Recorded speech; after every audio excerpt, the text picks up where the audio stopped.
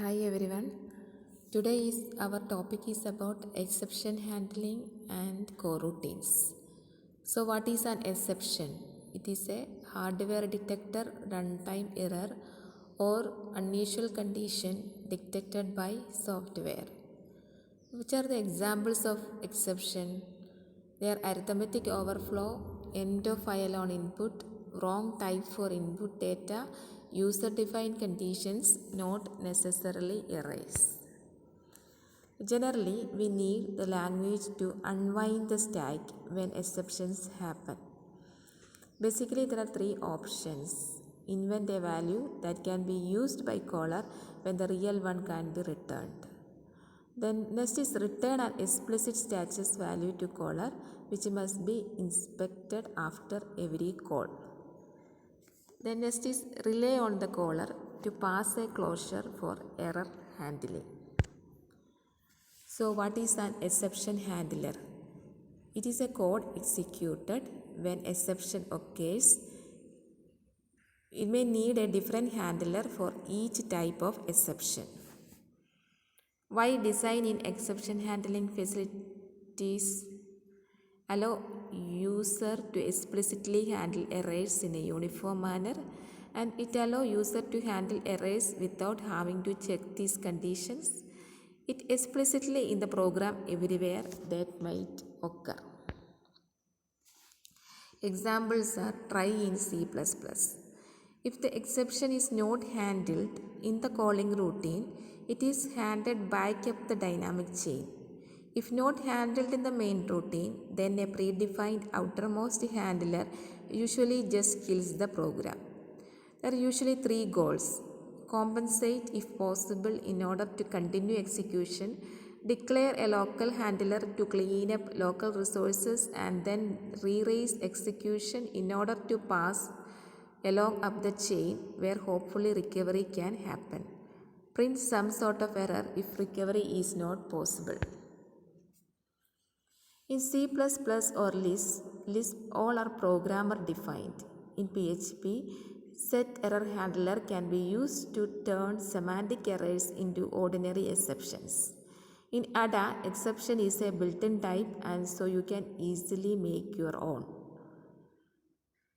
Most languages allow a throw or raise in an if to raise an exception.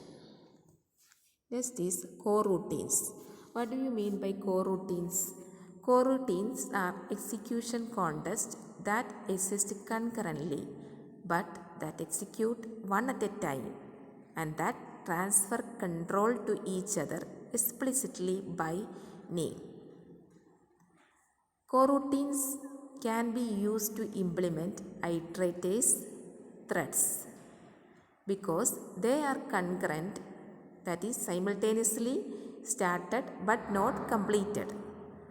Coroutines cannot share a single stack. This is known as a cactus stack. What do you mean by cactus stack? It looks like a cactus, isn't it? Each branch to the side represents the creation of coroutine. Here A, B, C, D. It denotes the creation of a coroutine. The static nesting of blocks is shown at the right. Static links are shown with arrows.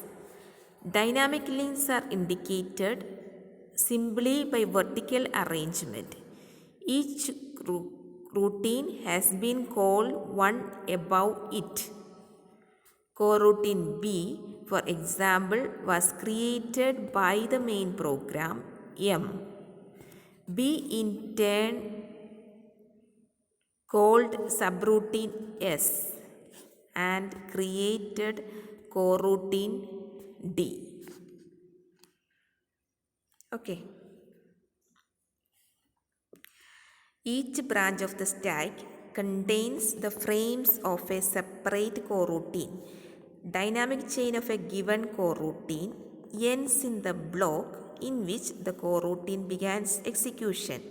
The static chain of the subroutine, however, extends down into the remainder of the cactus through any lexically surrounding blocks. In addition to the coroutines of Simula, cactus tags are needed for the threads of several parallel languages, including Ada. Returning from the main block of a coroutine will generally terminate the program as a whole, because a coroutine only runs when specified as the target of a transfer. Then is never any need to terminate it explicitly. When a given coroutine is no longer needed, the modular 2 programmer can simply reuse its static space. In Simula, the space will be reclaimed via garbage collection when it is no longer accessible. This is all about exception handler and coroutine. I will come with the next video. Till then, bye.